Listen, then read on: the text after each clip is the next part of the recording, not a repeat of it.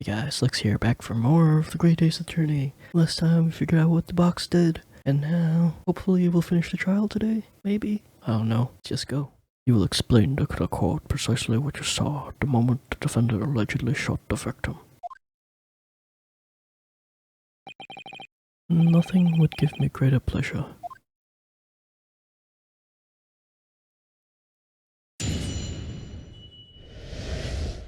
The moment of the shooting. While these ruffians were jostling with the broker, I was still near the entrance to the shop. When Winterbank threw Nash over the counter, I felt a sharp pain in my arm.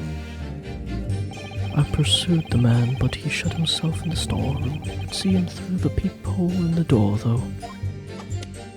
The accused, in the black coat, shot the man in the back as he was trying to flee to safety. I saw the blood splutter all over that wretched girl. She tossed the gun out the peephole, so I picked it up and made my escape. What? Good gracious, this is quite extraordinary testimony. You claim, sir, under oath, to have clearly seen the defendant pull the trigger.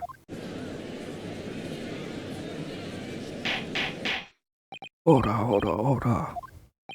It wasn't my intention to testify in this way. But neither is my intention to be found guilty of a murder I didn't commit. So you see, my hand has been forced. I tell the truth now as an act of self-preservation.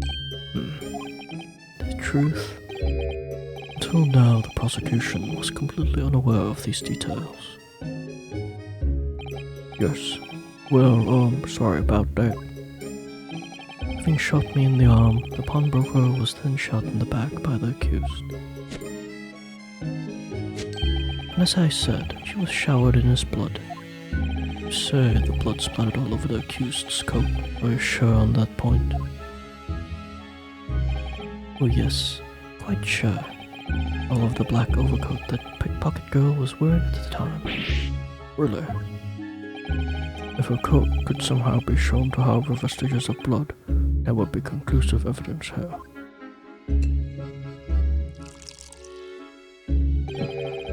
Such an investigation is entirely possible, my lord. What? Only very recently a German scientist has developed a technique to identify human blood. Luminol. So used to science, not some amateur's detective's dubious foray into the world of chemistry. There's nothing dubious about Hurley's work. His ideas are all sound. Ideas are no use to us here. In science, as in law, theories must be proven before they stand. In Germany, the technique has already been employed in the courtroom as the basis of evidence. Scotland Yard has a small quantity of the chemical reagent used, with your lordship's permission. We could shatter all vestiges of doubt within minutes. This doesn't look good, Runer. Why not? Because there was actually blood. Well, we know, don't we, that there's blood all over the front of Virginia's coat. If they tested with their chemicals... Oh, help. You're right. I was forgetting what happened yesterday. We can't use our stuff to... Don't move, Jenny. We're going to shoot. Our color-changing thing doesn't hold up in court.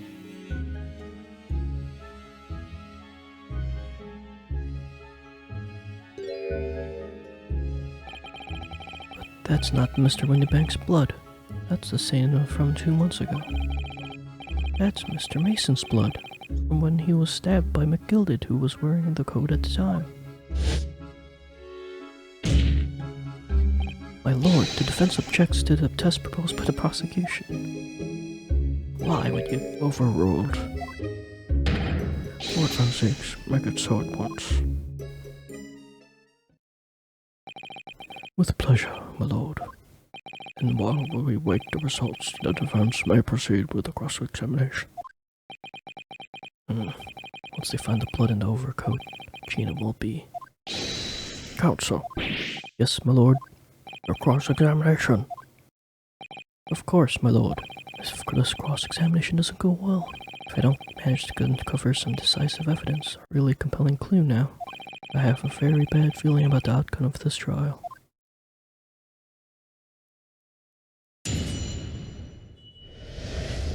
Moment of the shooting. Hold it! Mr. Winterbank emerged from the storeroom, I believe. Ringo and Nash were scouring the counter when he suddenly appeared and flew at them. He already had his revolver in hand. Fortunately, I wasn't too close. I'd never been so scared in my life. Yeah, he's just regular mild-mannered burglars. That's all. We don't like violence.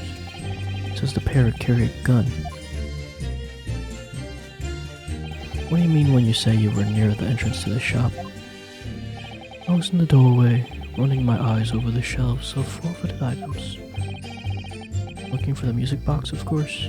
The broker went for Nash in the first place. Then Ringo joined them, making it 2 against 1, so I assumed they could handle the situation. But I was wrong. I was trying to help my little bruv, but the old geezer shoved me over the blooming counter. So I pulled my gun on the old fella, and that soon made him scarper. The pair of you sitting upon the poor defenseless pawnbroker together, shame on you. Sorry, Gov. I felt a sharp pain in my arm. Hold it! You mean that's the moment you were shot? Yes, though I didn't immediately realize what had happened, of course. Things crashed to the floor from the counter as the 3 of men were brawling. It was exactly at that moment that it happened, so I didn't hear the gunshot. The bullet went on to strike the calendar in the wall behind you. So it would appear. And when I looked at my arm, I saw it was bleeding badly, but I had my handkerchief around it. Seeing as I couldn't explain what had happened to a doctor, I had no choice but to wait for it to heal. I didn't imagine it would still be bleeding 2 days later. Did Mr. Winterbank intend to shoot you, do you think? Well now, I don't imagine he noticed I was there, to be honest. Perhaps the gun went off accidentally. Anyway, it didn't quite strike home. When I pulled my gun on him, he tried to shove me out of the way. Then he scampered back through that door out back. At which point, what did you do? Hold it! Mean you chased after him? I don't recall the reason why, but I ran after him to the back of the shop. What about this peephole on the door you mentioned? Well, unsurprisingly, the storeroom door is a solid chunk made out of stout wood. But there's a small opening at about head height that lets you see what's in there from the outside. Naturally, I should know that, shouldn't I? I looked through it myself that night.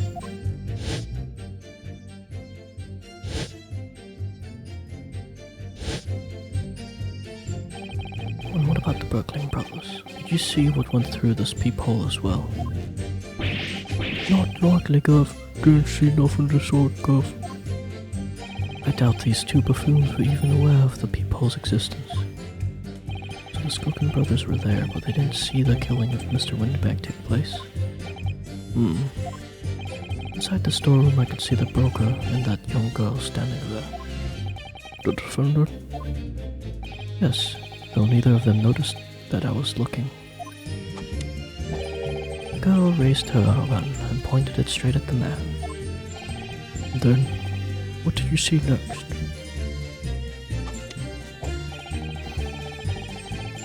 Hold it! Yes, when the crime was discovered, the defendant was found with a gun in her hand. That was Mr. Winterbank's gun, from which only a single bullet had been fired. And as we've already established, Mr. Graydon, that bullet was fired at you. But no, it wasn't the broker's gun that the pickpocket girl had when I saw her. Yes, that bullet from Winterbank's gun grazed my arm, and yes, the Skulkin's gun grounded the detective.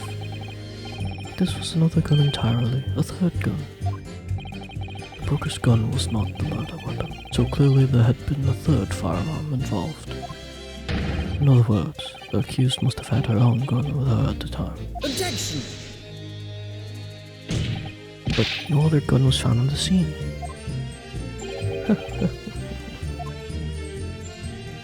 Calm yourself, Counsel. Sorry. You must consider the events in order. At first I saw the broker and the girl glaring at each other, but then all of a sudden, the broker turned to run. And it was at that moment, the little gutter rat shot him in the back. Chilling image, I must say.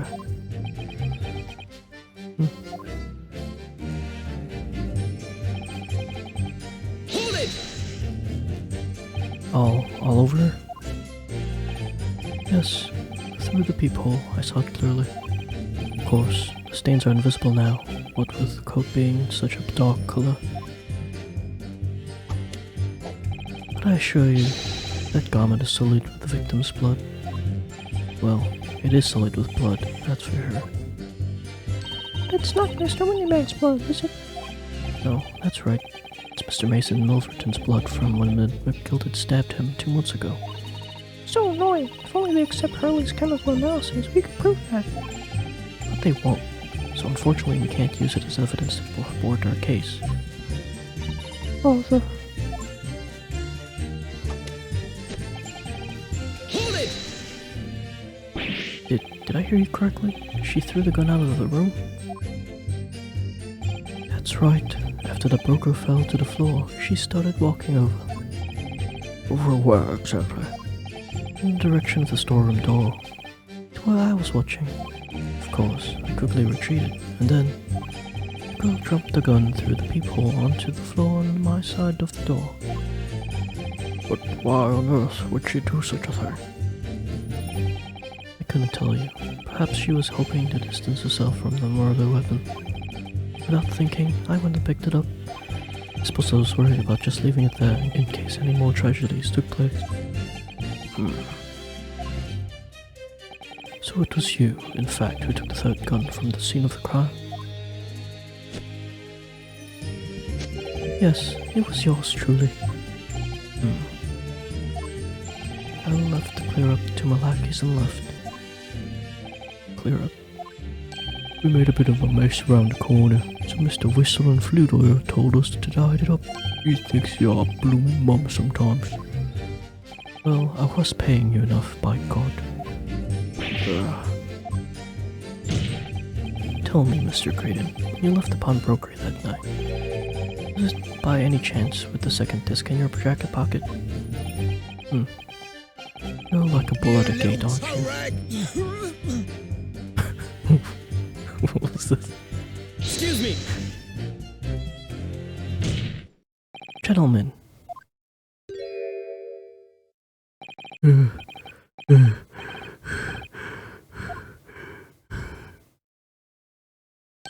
Something wrong, sunshine. That should be my line. Do realize you were just violently shaking Mr. Skulkin. Blimey, this dude's a bit of a hooligan, ain't he? What was going on just now? You saw him. He grabbed me missile. Why the blazes, he said, didn't you mention the third gun when you got you down to the station? And why didn't you? 'Cause we didn't know nothing about it. Or that flaming peephole in the door. Oh, sorry about that. I can be prone to losing my reg sometimes. Not hurt, are you? God, blimey, see the way he's looking at me. I tell you, this D gives me the willies. That was strange. Spectre doesn't normally get quite so worked up as that. He wouldn't normally grab someone. no, that wasn't like Rexy at all. He's normally all sweet and sunlight, no matter what I say to him. Yes, well, I think you might be special case, Iris. Well, anyway, that was definitely out of character.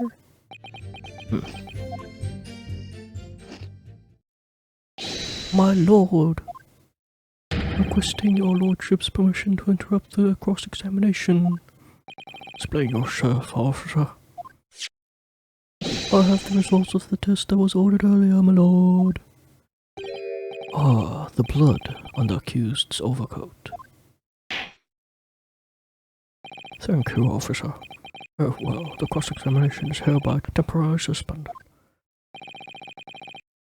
I presume you have no objection, Counsel? Objection. No, my lord.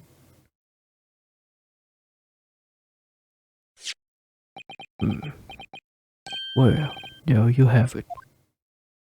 The report, please, Inspector. Yes, sir. Traces of human blood were found on the overcoat of the defendant, Miss Gina Lesraw. From the extent of the stains, it would appear that they were a result of splattering following a gunshot wound. End of report. Goodness me. What happened to the two other witnesses? Say, what did I tell you? Objection! No, the blood on the coat is not Mr. Windibank's. What on earth makes you say that, Consul? The coat originally belonged to Magnus McGilded. Just before his coat was deposited at Windibank's, McGilded had fatally stabbed Mr. Mason Milderedson. So the blood on that overcoat is the blood of the brickmaker from the omnibus case. Objection! Well, the dead cannot speak. Isn't that right, my Nepenthes friend? Sorry? 2 months ago, in this very courtroom, did you not argue fervently for McGilded's innocence? And yet now that the man is dead, you brand him as a murderer. Your conduct shadows any shred of respect you may have earned for yourself in this country. But that was... I call it a bally disgrace. Treachery, that's what it is. How did they determine whether the blood on this coat is 2 months old or not? Even the stereoscope couldn't help the answer to that problem pop out. It can't be done. But we used Mr. Sholmes' specially formulated...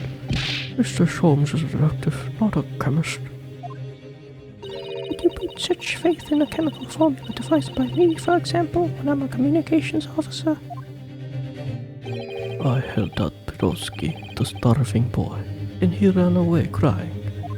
What? Sherlock Sholmes is barely more than a figment of the public's imagination.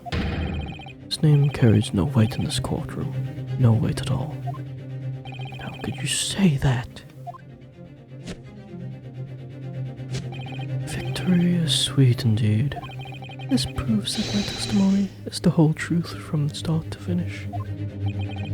How do you arrive at such a conclusion, sir? As the witness said, the accused's coat was spattered with the blood of the victim. The only way Mr. Graydon could possibly have known that fact is if he saw it happen.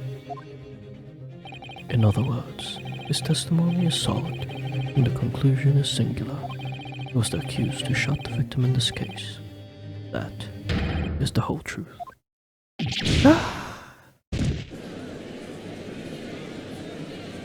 My lord. Been a long battle this one, but this old horse has something to say now, if you please. Mr. Foreman. As of this moment, sir, the squadron has reached its final decision. Ready, men? All for one now. Sir. Guilty! Guilty. Guilty! Guilty! Guilty. Guilty!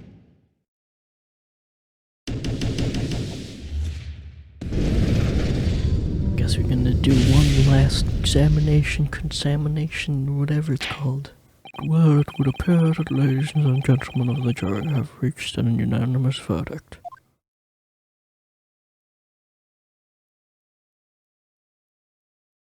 The defense has consistently failed to unpick this witness's testimony.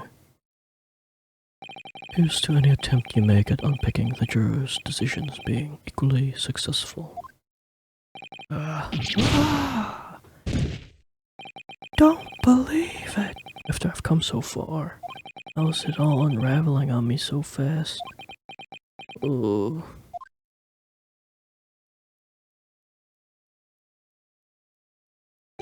How very distressing to be held in such low esteem. Who said that? Wouldn't you agree, Mr. Naruhodo? Officer, you've delivered the report now. That will be all, thank you. Is that Sholmes? It occurs to me with some regularity, Mr. Naruhodo, that scientific truths are determined not by science, but by none other than the human mind. I know that voice. Am I going mad? Ah! It was him. Mr. Sholmes. What is the meaning of this? Everyone's doing weird poses. Order. What businesses do you have here, detective? Last I heard, you were recuperating in hospital. Ah, well I would be, had I not been set upon an errand. What errand? Harley, it's really you. You're awake at last. Yes, good day, Iris. I appear to be rather late to rise. My apologies. Now, my lord, if you will humour me. In what manner, sir? I have something of great importance I wish to give to the young lawyer over there. I need no more than 5 minutes. Would you be so kind to spare us some time? What say you to this, Lord Van Zieks? This trial has taken many hours of the court's time, and mine, having spent so long already. Exactly. Having spent so long already, we don't want to go wasting any more precious time. So saying, having spent so long already, it would seem churlish to deny the defense a mere 5 minutes. Very well then, counsel. You have 5 minutes. My dear fellow, I apologize for my tardy arrival. Mr. Sholmes, are you alright now? Alright, I'm all wrong. Sorry. I've only just managed to summon the strength to stand, man. I asked the judge for 5 minutes. Shisha. But I fear even that may prove too much time for me. Pray forgive me, I should pass out. Let's make this discussion as short as possible. Harley, this place is full of idiots. None of them can see how wonderful your chemical blood analysis is. Ah, well, that concoction of mine was really just a bit of a support to assist me in my investigations. I never took the trouble to refine it for appraisal by the scientific community, and oversight on my part. Right, modesty, surely not. But enough of that. I'm here to give you this, my dear fellow. What's that? Lavender furoshiki wrapping. A leaving present from Mrs. Sato.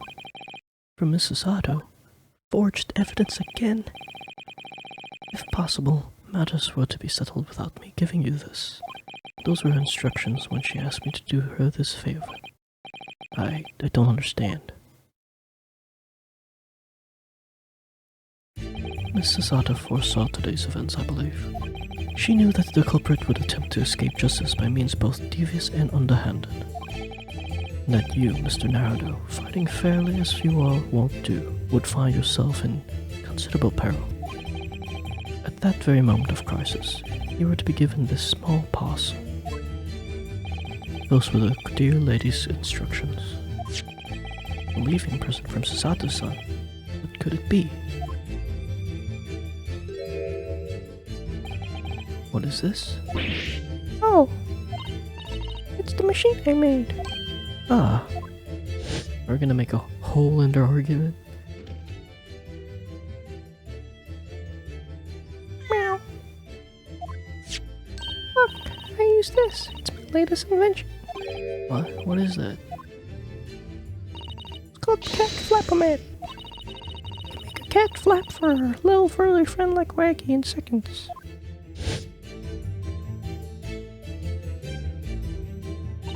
What's Susie up to? Mrs. Sato muttered the following words before she left. I'm a failure. I don't deserve to be a judicial assistant. What? Didn't she say something like that? You really are the best judicial assistant in the world. Well, that's extremely flattering. But I'm sorry to say that I've been a complete failure. Whatever did she mean by that, Mr. Sholmes? That night, when you left in the banks in pursuit of the thieves, Mrs. Sada made use of this contraption for a certain purpose. That is your answer, dear fellow. Not at all cryptic then. Oh, so that door wasn't there earlier? Holy shit. I would have never guessed that. That's cool. This is how to use this cat flap-o-mat that night, but why? Oh man, I did not expect that.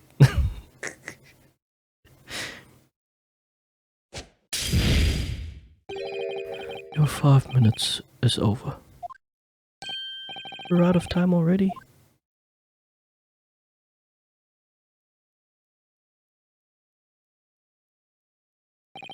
I'm grateful to you for affording us that brief recess, Mr. Reaper. I need no thanks, Detective. After all, the die is cast. Is it really? The jurors are unanimous in their leanings. No doubt my learned friend will consider a summation examination. But any attempt to alter the verdict now would be utterly futile.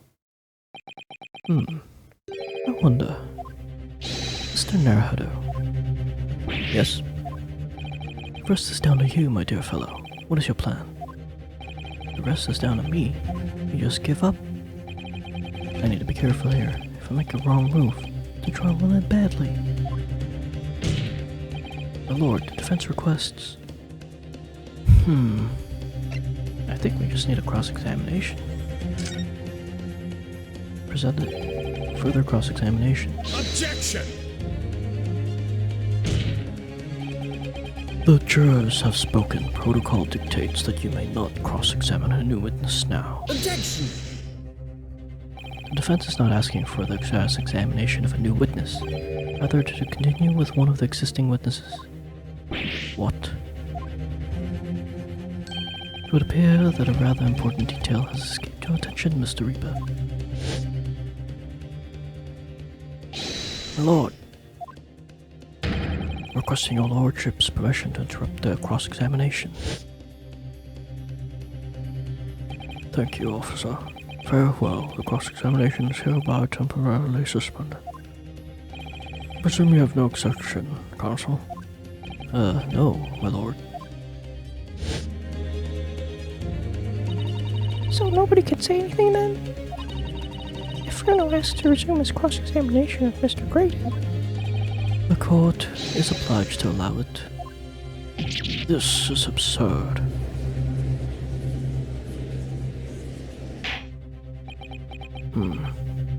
I would remind those present that this is my courtroom.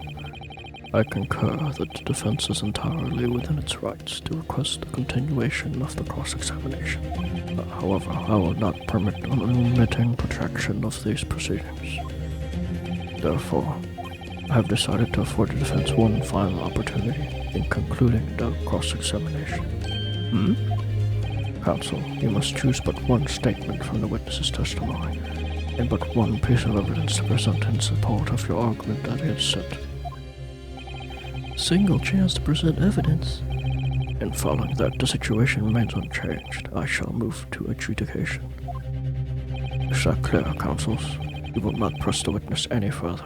Oh, sweet. My lord. Yes, my lord. A single statement and a single piece of evidence. Most generous. Well then, Mr. Naruhodo. It's night time. I fell in a dead faint. I leave this in your capable hands. So graceful. Mr. Sholmes. Alright, this looks like a good place to stop. Thanks for watching. See ya.